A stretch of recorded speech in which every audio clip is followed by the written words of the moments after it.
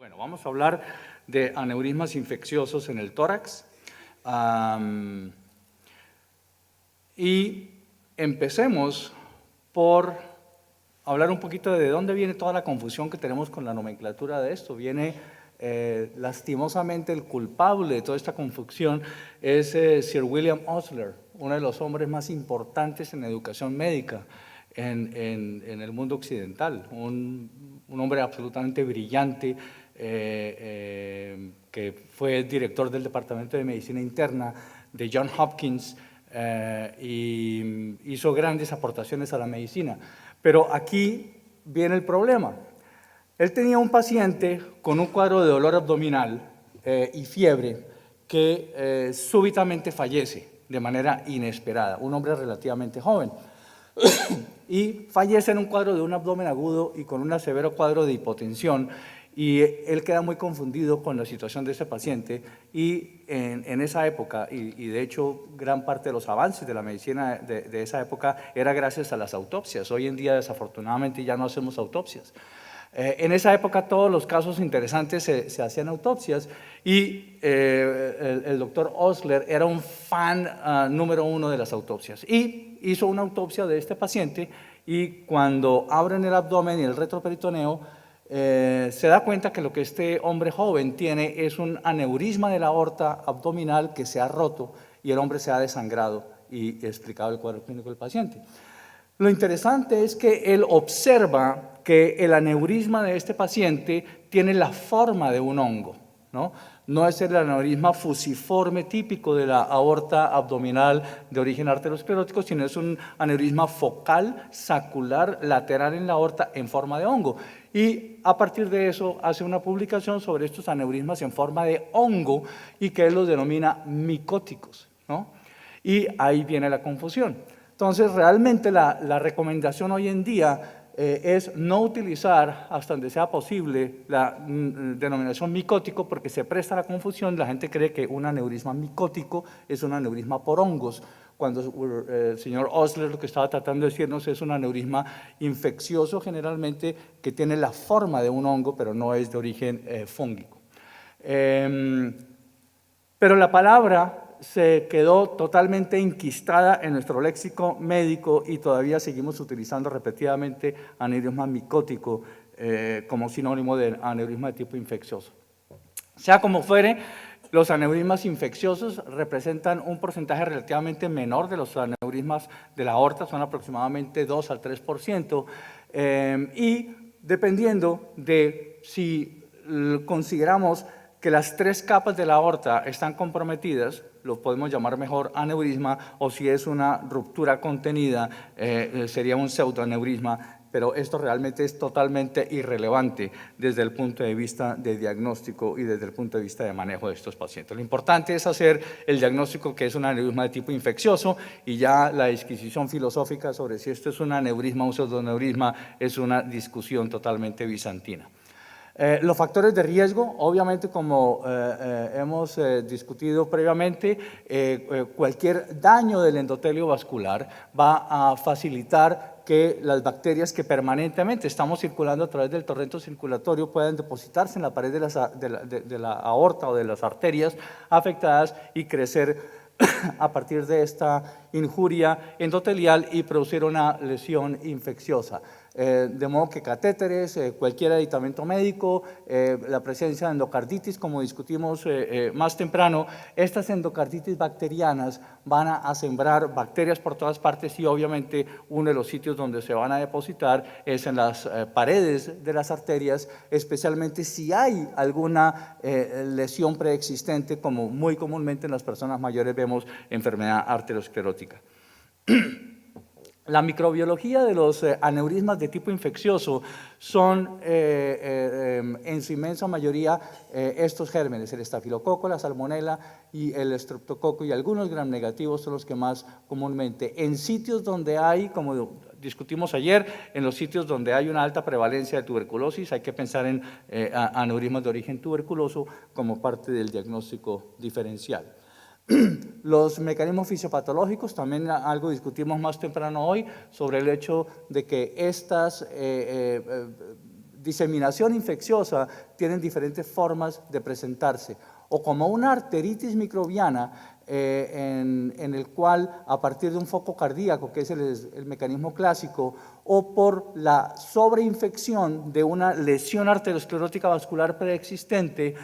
o por una injuria directa, traumática de la pared, se va a producir la sobreinfección. Pero muchos de estos a partir de un foco que puede estar en el corazón, como en este otro ejemplo de un paciente con endocarditis. Como revisamos esta mañana cuando hablamos de tomografía computada en endocarditis, los sitios típicos donde estas siembras endocárdicas se van a localizar son en las válvulas del lado derecho del corazón, como son la válvula tricúspide y la válvula pulmonar, y en el lado izquierdo, tanto en la válvula mitral como la válvula aórtica, como en la pared posterior de la aurícula izquierda, y algunas de estas vegetaciones que pueden sembrarse a la pared aórtica vienen a partir de las cuerdas tendinosas del corazón. Entonces, entrando ya en materia de la aorta, recordemos que un hallazgo interesante en los estudios histopatológicos de los pacientes que tienen aneurismas de la aorta abdominal es que se encuentran siembras bacterianas o cultivos positivos para bacterias en los trombos de muchos de estos aneurismas cuando son considerados que son aneurismas de tipo degenerativo. Se reportan hasta casi en 4 de cada 10 pacientes con aneurismas que no se han roto, en 13% de los aneurismas de pacientes que son sintomáticos, que son aneurismas de aorta abdominal que se manifiestan por dolor, y hasta el 9% de los pacientes que son llevados a cirugía por aneurismas grandes que requieren corrección quirúrgica, en los cuales se hacen los cultivos de los especímenes de estos aneurismas resecados y se observa hasta casi 1 de cada 10 pacientes tienen cultivos positivos para bacterias sin tener ninguna manifestación de tipo infeccioso. De modo que sabemos que hay bacterias que colonizan y viven de una manera más o menos saprofítica, digamos, o silenciosa dentro de los aneurismas arterioscleróticos comunes y corrientes. Obviamente los pacientes que tengan complicaciones de endocarditis bacteriana, como discutíamos más temprano, con estas lesiones de la aorta son claramente de origen infeccioso. Este es un paciente con un aneurisma infeccioso de la pared aórtica, un aneurisma del seno de Valsalva que crece sobre la pared posterior de la aorta y ustedes ven cómo hace un efecto de masa sobre la pared de la aurícula izquierda. Pero vamos a referirnos más al resto de los otros vasos, más que de la raíz aórtica. Una distinción importante de los aneurismas aórticos de tipo infeccioso es que su morfología y su localización difiere de manera importante de los aneurismas arterioscleróticos, y ahí es donde el radiólogo tiene que tener estos conceptos claros para sugerir un origen infeccioso en el contexto clínico adecuado. ¿Y cuál es la diferencia más importante? La diferencia importante es que la mayoría de los aneurismas que son de tipo infeccioso son aneurismas que son saculares o lobulados en casi la totalidad de los casos, distinto a la morfología de los aneurismas de tipo arteriosclerótico de la aorta que son predominantemente de tipo fusiforme. De modo que este tipo de morfología, ¿no? Este es un paciente con un aneurisma infeccioso de la aorta torácica, este tipo de morfología, que es un aneurisma supremamente irregular, supremamente lobulado y que está en esa zona de transición entre la parte distal de la aorta torácica y la parte proximal de la aorta abdominal, es una localización y es una morfología que es totalmente atípica para un aneurisma de tipo arteriosclerótico y es en el contexto clínico adecuado que debe sugerirse esto como un aneurisma infectado. Los otros hallazgos importantes que nos deben alertar sobre un aneurisma de tipo infeccioso es cuando estos aneurismas tienen un componente de tejido blando en forma de masa o una zona de engrosamiento anormal que muchas veces es en forma de anillo periférico que realza luego de la administración de medio contraste, o cuando vemos colecciones líquidas que rodean la zona de dilatación aneurismática. La otra característica de estos aneurismas es que en los estudios de seguimiento, cuando estos pacientes, que son muy comúnmente pacientes que reciben tomografías de seguimiento, cuando ustedes vean un aneurisma que además de tener estas características morfológicas, es un aneurisma que progresa rápidamente, que crece de manera rápida, ese es un aneurisma infeccioso, mientras no se demuestre lo contrario. Y el otro hallazgo, que no es frecuente, pero es altamente específico, es la presencia de gas en la pared del aneurisma, que se reporta en aproximadamente un 7 hasta máximo un 33% de los aneurismas, y hay un par de escenarios clínicos puntuales que quiero destacar sobre este hallazgo. Y esto sería como en resumen, en los aneurismas aórticos, los hallazgos que nos deben orientar hacia un aneurisma de tipo arteriosclerótico común y corriente versus un aneurisma de tipo infectado. Básicamente, como decía, estos aneurismas son típicamente fusiformes y la gran mayoría de estos, como todos sabemos, se localizan en la aorta abdominal por debajo del nivel de las arterias renales. Estos no tienen componente de tejido blando perianeurismático, no se asocian a destrucción ósea, no se asocian a colecciones líquidas en la región paraespinal, su ritmo de crecimiento es relativamente lento y nunca jamás van a presentar gas en la pared. A diferencia de los aneurismas de origen infeccioso, se distribuyen tanto en la aorta torácica como la aorta abdominal, pero son típicamente lobulados e irregulares. Comúnmente se asocian a presencia de tejido periaórtico, pueden estar asociados a destrucción del hueso adyacente, ocasionalmente tienen francos abscesos en la vecindad del aneurisma, crecen rápidamente y ocasionalmente van a tener presencia de gas en la pared. Hay un escenario particular que quiero destacar porque mucha gente no sabe de esta asociación, que es la asociación entre cáncer de colon y la presencia de aneurismas aórticos por Clostridium septicum. Esto se ve típicamente en personas mayores y cuando ustedes vean este cuadro clínico, busquen un cáncer de colon en este paciente, ¿no? Este es un hombre de 86 años con un cáncer grande de colon en la región del ciego y se presenta con un cuadro de sepsis y ustedes ven derrames pleurales, pero lo que quiero destacar acá es esta imagen de gas en la pared de la aorta. Esto es absolutamente patognomónico de un proceso infeccioso y es típicamente producido por una aortitis piogénica y en personas mayores el cáncer de colon está típicamente asociado. Otro ejemplo, otro paciente también mayor con un carcinoma de colon, la tomografía sin contraste nos muestra la presencia de gas en la pared aórtica, el aneurisma y la presencia de gran cantidad de gas y aquí una masa en la región del ciego. Es una asociación muy característica y hay que hacer la conexión de los puntos cuando ustedes vean este tipo de hallazgo en personas mayores. Ocasionalmente hay eventos traumáticos directos que van a producir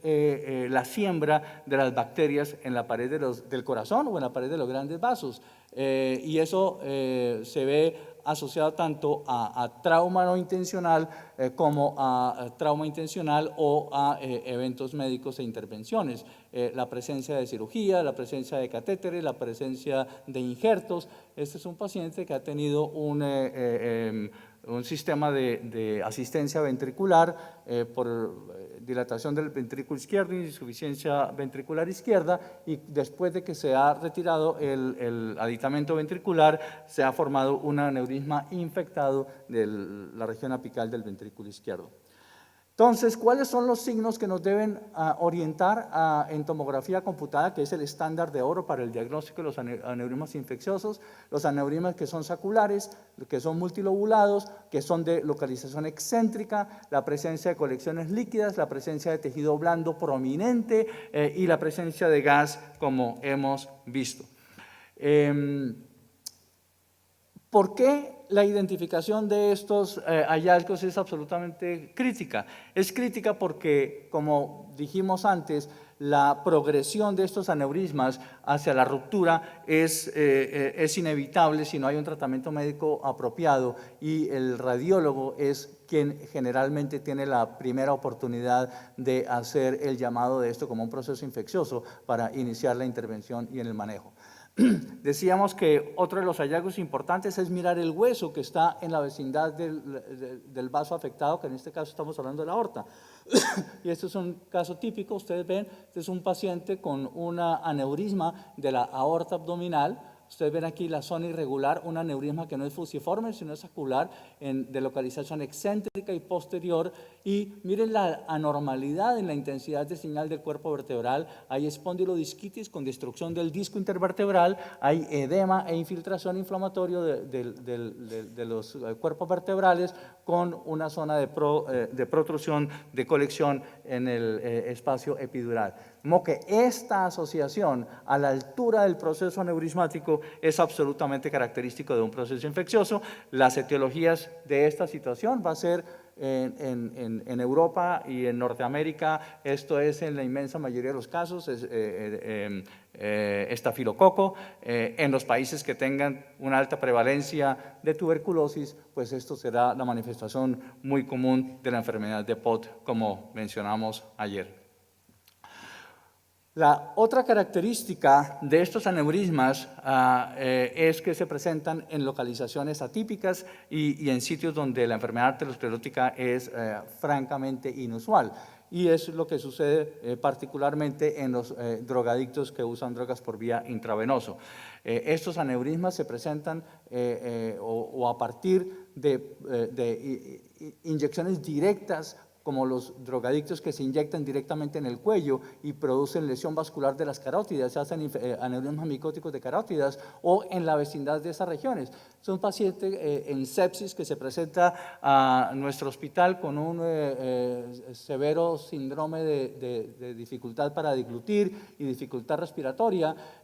Ustedes ven el ensanchamiento del mediastino y en la tomografía computada un aneurisma gigantesco del tronco brachiocefálico arterial con no solamente las localizaciones atípicas, sino un extenso engrosamiento de la pared y, como habíamos dicho, estos aneurismas infecciosos típicamente presentan esa característica de una pared engrosada, irregular, el halo de tejido blando en la periferia circundante. La letalidad de estos aneurismas infectados es supremamente alta, hasta 50% en algunas series. Muchos de estos debutan clínicamente con los síntomas asociados a la ruptura aguda y ocasionalmente cuando alcanzan a llegar a las salas de cirugía, estos pacientes en el acto operatorio se demuestra que la gran mayoría de estos que no se han roto clínicamente tienen signos evidentes en el hallazgo morfológico del acto operatorio de una ruptura que se ha presentado previamente pero no se había diagnosticado, es una ruptura contenida. Les decía que el seguimiento de estos aneurismas es importante porque nos ayuda también a poner el dedo en la llaga de una etiología infecciosa a partir no solamente de los cambios morfológicos, sino de la progresión muy rápida. Este es un enfermo con un aneurisma que se presenta inicialmente el día 19 del mes 7. Se le hace un seguimiento, tal vez porque el paciente experimentaba dolor o alguna sintomatología, un seguimiento escasamente a 11 días después, y ustedes ven en el mismo nivel del aneurisma cómo ha cambiado de esta placa arteriosclerótica a una franca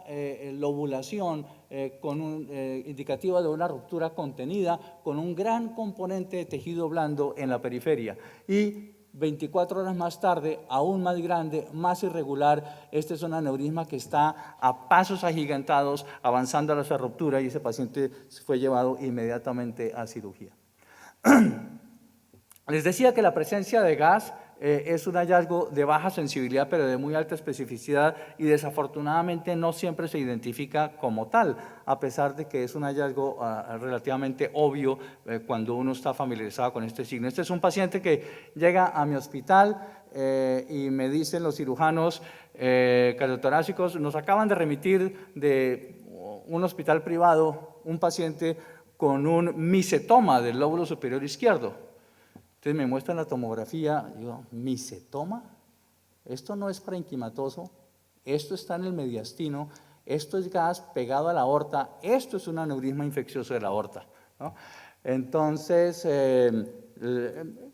les digo, esto es un aneurisma micótico, un aneurisma infeccioso, hay que hacer una tomografía de seguimiento con contraste y lo hacemos así. El paciente ya llevaba 2 o 3 días con antibióticos y miren ustedes, claramente la imagen de gas ha mejorado, todavía hay gas en la pared del aneurisma, está el halo de baja densidad y está la imagen de gas presente en el aneurisma. De modo que no siempre, a pesar de que el hallazgo es aparentemente muy obvio, a veces las lecturas o las personas que hacen la interpretación de estos estudios no hacen el diagnóstico correcto y se clasifican como unas lesiones totalmente erradas o equivocadas. Otro ejemplo de un paciente con una neumonía por estreptococo, con una espondilodisquitis, con un aneurisma irregular que se presenta en una localización atípica en el espacio retrocrural, asociada a espondilodisquitis, aneurisma de tipo infeccioso. Ocasionalmente en estos casos utilizamos la tomografía por emisión de positrones. Yo diría que no es inútil, pero de pronto es un poquito de, como dicen los americanos, overkilling, demasiadas imágenes para una cosa que debe ser clínica y radiológicamente obvio con los estudios básicos, pero que ustedes ven igualmente los hallazgos de un aneurisma en una localización atípica, una pared gruesa, una colección irregular, de localización excéntrica, no es el aneurisma fusiforme, esto es un aneurisma infectado en el contexto clínico adecuado. Ocasionalmente los clínicos quieren llenarse más de razones y hacemos estudios complementarios como la tomografía por emisión de positrones. Un ejemplo más, localización atípica, pared gruesa, lobulado, irregular, una característica absolutamente horrible para este aneurisma en un paciente que los cultivos fueron positivos para Aspergillus. Y definitivamente en estos casos, lo que más nos ayuda, como les decía, es esta sumatoria de localizaciones atípicas, morfologías que no corresponden a la enfermedad arteriosclerótica en localizaciones y con el contexto morfológico de estos tejidos blandos circundantes que no los vemos normalmente en la enfermedad arteriosclerótica. Este es otro paciente con un aneurisma tóraco-abdominal de origen infeccioso. Ayer hablamos de tuberculosis y mencionamos cómo los aneurismas tuberculosos tienen básicamente estas características, un aneurisma de paredes irregulares, de localización excéntrica, que generalmente empiezan como una zona de aortitis con un engrosamiento de la pared y que gradualmente crecen en forma aneurismática para terminar como todos estos aneurismas infecciosos, sean de origen piógeno o de origen tuberculoso, como aneurismas de tipo sacular en la gran mayoría de los casos. Y como vimos ayer cuando hablamos de tuberculosis, la localización típica de los aneurismas aórticos tuberculosos es definitivamente una localización que es de la aorta torácica descendente inferior y de la aorta abdominal superior por encima del nivel de las arterias renales, lo cual es característico. Ayer también les mostré este caso de un paciente con tuberculosis miliar que tiene este aneurisma sacular de la aorta a nivel del callado, con una pared muy gruesa, tiene absolutamente toda la colección de signos para decir esto es una aortitis y aneurisma de tipo tuberculoso, y les mostré este otro caso de otro paciente con tuberculosis y con aneurisma en un paciente con inmunodeficiencia y SIDA que tiene este aneurisma que lastimosamente se rompió pocas horas después de que hicimos el estudio de tomografía computada y no hubo forma de ofrecerle un mejor resultado a este paciente. Otra forma de aneurisma infeccioso de la aorta es el que se presenta asociado a sífilis. La aortitis sifilítica o de tipo luético lastimosamente está aumentando. Pensábamos que era una enfermedad del pasado. Ahora, con la alta prevalencia de del virus de inmunodeficiencia humana, se ha visto un resurgir de la aortitis de tipo sifilítica. Se observa típicamente asociado a una LUES de tipo terciaria en pacientes que están severamente inmunocomprometidos. Y básicamente lo que vemos, estos son dos enfermos distintos con aortitis luética. En algunos casos, lo que va a predominar en estos pacientes es el engrosamiento de la pared aórtica, lo que morfológicamente se describe como aorta en corteza de árbol, que es este aspecto como de láminas concéntricas en la pared. Típicamente, esto es muy característico, la aorta ascendente y la parte proximal del callado aórtico es lo que está más típicamente comprometido, y hay algún grado gradual de dilatación, no siempre, pero en la mayoría de estos pacientes, además del componente de engrosamiento de capas concéntricas de la pared aórtica, hay dilatación también de la aorta que está afectada. Y para terminar, vamos a hablar de aneurismas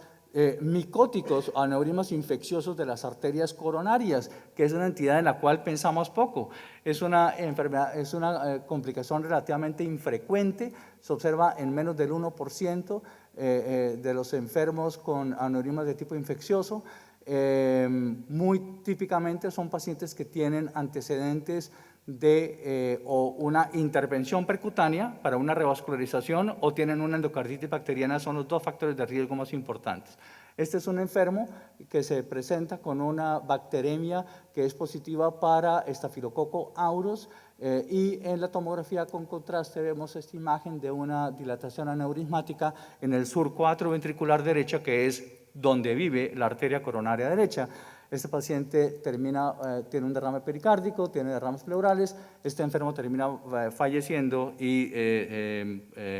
se confirma un aneurisma infeccioso de la coronaria derecha.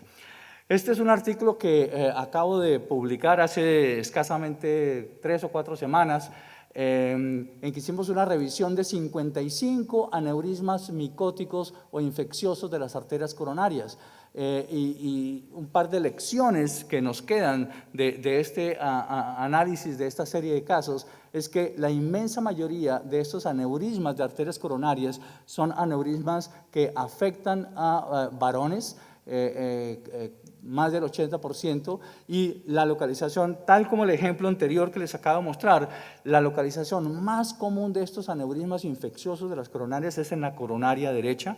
El germen más común es el Staphylococcus aureus y 1 de cada 4 de estos enfermos tiene manifestaciones clínicas obvias de una enfermedad distante de tipo infeccioso. O son pacientes que tienen una osteomielitis, o son pacientes que tienen una espondilodisquitis, o son pacientes que tienen un absceso retroperitoneal. Alguna fuente de infección se observa en la cuarta parte de los pacientes. Típicamente estos aneurismas son grandes, en promedio alrededor de 3 a 4 centímetros. Y como todos estos aneurismas infecciosos, característicamente la gran mayoría de estos aneurismas son de paredes gruesas.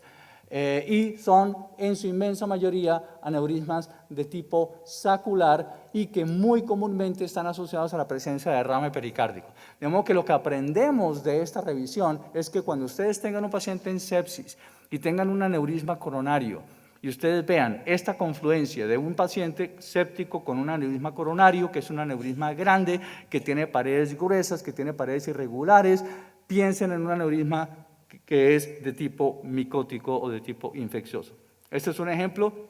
de uno de mis pacientes en el que en este contexto clínico el paciente tuvo una revascularización miocárdica varias semanas antes, el paciente está en sepsis, está en muy malas condiciones, le hacen una ecografía, la ecografía ven una cosa irregular ahí que el ecografista no logra saber exactamente qué es lo que está pasando, ve un vaso dilatado irregular que no entiende qué es lo que está pasando, le piden una tomografía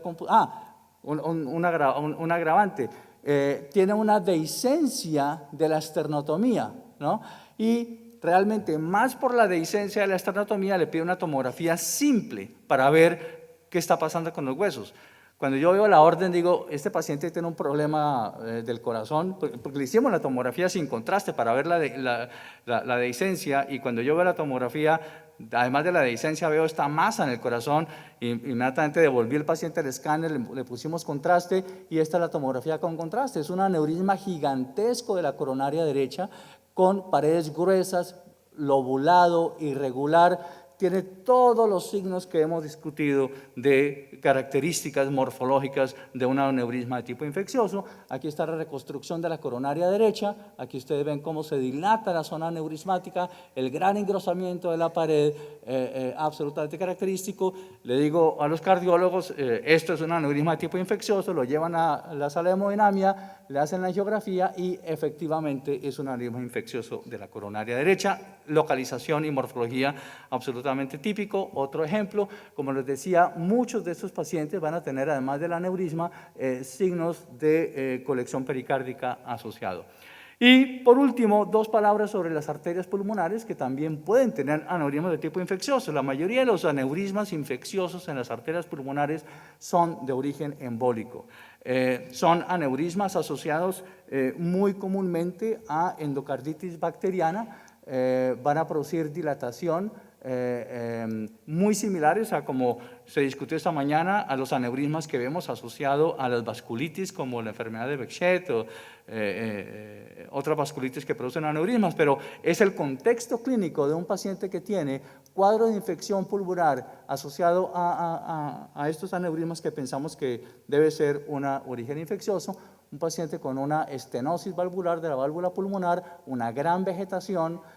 dilatación postestenótica de la arteria pulmonar y aneurismas en el pulmón. Estos son aneurismas pulmonares de origen infeccioso. Ya hablamos ayer de Rasmussen y no vamos a hablar más de eso. Entonces, en resumen, la tomografía computada es el estándar de oro para el diagnóstico de los aneurismas de tipo infeccioso. Nos permite ver el vaso, nos permite ver la luz, nos permite evaluar las características morfológicas de la pared, nos permite evaluar la pared del tórax, la columna vertebral, los elementos tisulares adyacentes y nos permite identificar la presencia de gas que no se ve bien en ultrasonido, no se ve bien en resonancia magnética y es el examen de elección. Muy importante, quiero recalcar el papel del radiólogo. Hay que sospechar aneurismas infecciosos y hacer el llamado como tal de aneurismas probablemente infecciosos, lo cual permite una intervención rápida porque estas son lesiones que evolucionan muy rápidamente y tienen una muy alta mortalidad. Muchas gracias.